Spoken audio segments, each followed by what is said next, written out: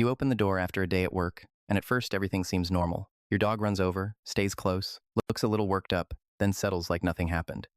But then you notice the rug pushed out of place, a pillow on the floor, and one familiar thought comes to mind. It was just being naughty. It was probably bored. But the truth may be deeper than that. When researchers placed cameras inside homes, they found that some dogs were not misbehaving at all. They were showing real signs of stress, and in many cases that stress began before the door even closed. What looks like simple mess or restlessness can actually be part of a much bigger emotional pattern. Some of what I am about to say may hit you right in the heart.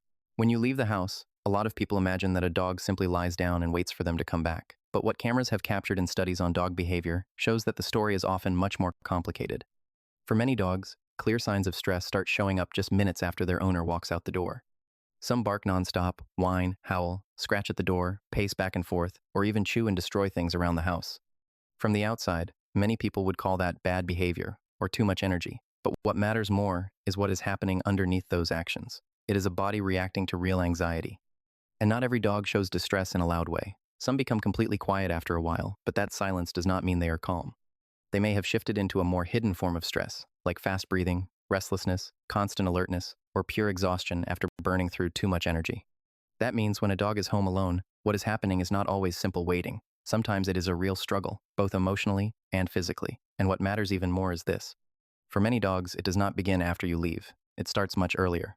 Even while you are still moving around the house like usual, your dog may already be reacting. The moment you pick up your keys, put on your shoes, change into a jacket, reach for your bag, or even check your phone in the same way you always do before leaving, your dog may start getting restless. It may follow you more closely, stare at you more intensely, or suddenly refuse to leave your side for even a moment. To a person, these are tiny actions. But to a dog, they are a whole chain of signals it has learned from seeing them over and over again. Dogs are much better at noticing behavior patterns than most people realize. They do not need to understand time the way humans do. They only need to remember that every time those signals show up together, you disappear from their familiar space. And if being left alone has made them feel unsafe before, their body may react almost right away, even while you are still standing in front of them. That is also why many behavior studies show that dogs with separation anxiety often become stressed before their owner even leaves. But here is where a very common misunderstanding appears. Many people think that if you just get a dog used to the sound of keys or the sight of shoes, that should be enough. In reality, it is not that simple. Your dog is not truly afraid of the shoes, the bag, or the set of keys. What it reacts to is the meaning behind those things. To your dog, they are no longer ordinary objects. They are signals that tell it you are about to leave, and that it may be stuck alone in a state of distress. In other words, what your dog fears is not the sound of the keys. It is what always happens after that sound. That tense waiting, filled with uncertainty, is what puts pressure on its nervous system. Because of that, one method many people have tried is picking up the keys and putting them back down, putting on shoes and then sitting back down again. Repeating those actions over and over so the dog becomes less sensitive to them. It sounds logical, because most people assume that if the dog gets used to the signal, the anxiety will fade. But in reality, it is not that simple. If the dog does not understand what will happen next, or if the whole situation starts to feel even less predictable, the anxiety can actually get worse instead of better. For an already uneasy dog, uncertainty does not always create calm. So, if the main problem is not really an overly emotional goodbye, then what is it that truly makes separation anxiety grow worse over time? Many people think the problem mostly lives in the moment of leaving, in long goodbyes, clingy farewells, or too much petting at the door. But behavior data shows that what makes the problem worse over time can sometimes happen when you come home. More specifically, it can come from how you react when you see what happened while you were gone. If you walk into the house, see a chewed chair, a scratched door, or a mess pulled all over the place, then immediately start yelling, scolding, or creating a tense atmosphere that drags on, your dog will not understand that you are reacting to something that happened hours earlier. Dogs do not connect distant cause and effect in the way many humans assume they do. What they feel much more clearly is that your return has somehow become linked with pressure, tension, and unpredictability. And that is when a very hard-to-see cycle starts forming. Your dog feels anxious when you are about to leave, then does not fully relax even when you come back. That is why some dogs may look fairly calm on the outside, while inside, they are not okay at all. This is one of the easiest places for dog owners to misunderstand what they are seeing. Many people assume that if a dog stays home alone without barking, howling, scratching the door, or destroying things, then it must be used to it and completely fine. But in animal behavior, silence does not always mean calm. Some dogs stop showing loud reactions, not because they have truly adjusted well, but because their stress system has shifted into a more passive state. They are no longer showing it strongly on the outside, but that does not mean the feeling inside has gone away. Put simply, After going through repeated distress without knowing how to change the situation, some dogs may gradually become quieter, less reactive, almost as if they have given up. From the outside, they may look good, well-behaved, peaceful at home, but in reality, that may be a form of silent endurance. That is why dogs that are extremely quiet, with very few visible signs when left alone, may sometimes need more careful attention, not less. Surface behavior can fool us very easily.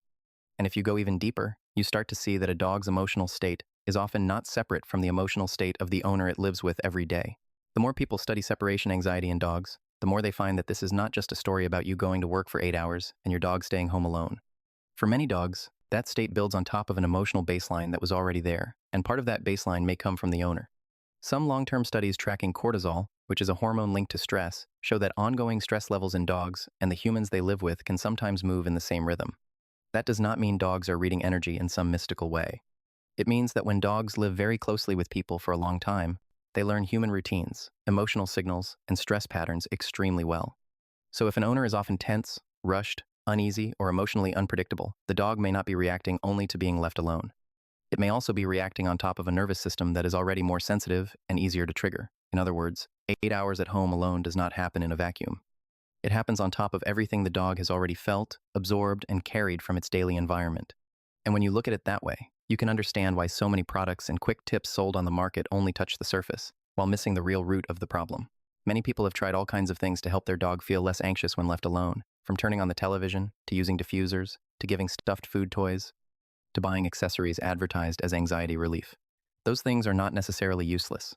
They may help a dog stay occupied, distracted, or slightly more comfortable for a little while. But for a dog that is truly dealing with separation anxiety, they usually only touch the surface. The core issue is not whether the dog has something to play with during the first few minutes. What matters more is what the dog's brain is predicting when you leave. Does it believe you will come back and everything will still be safe? Or does every moment alone still feel like an emergency? If that prediction has not changed, then even with a new scent, a new sound, or a new item in the room, the fear underneath is still there. That is why so many ready-made solutions sound reasonable, but do not solve the root problem. They may help as support, but they are rarely enough to change the real nature of what is going on. So what approach is actually more effective, and supported more strongly by research? If your dog truly becomes anxious every time you leave, the more effective kind of help usually does not begin with forcing it to endure longer periods alone until it gets used to it. For a nervous system that already feels unsafe, being left for too long usually does not create healthy adaptation.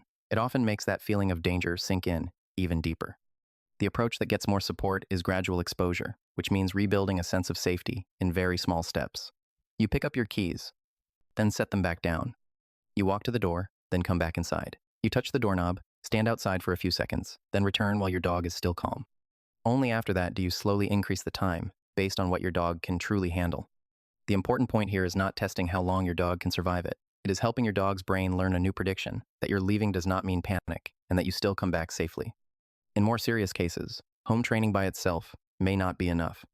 Working with a veterinarian or a behavior professional, and in some cases using medication support, can help a dog improve, far more than trying to force it to just tough it out. And by this point, one thing becomes very clear.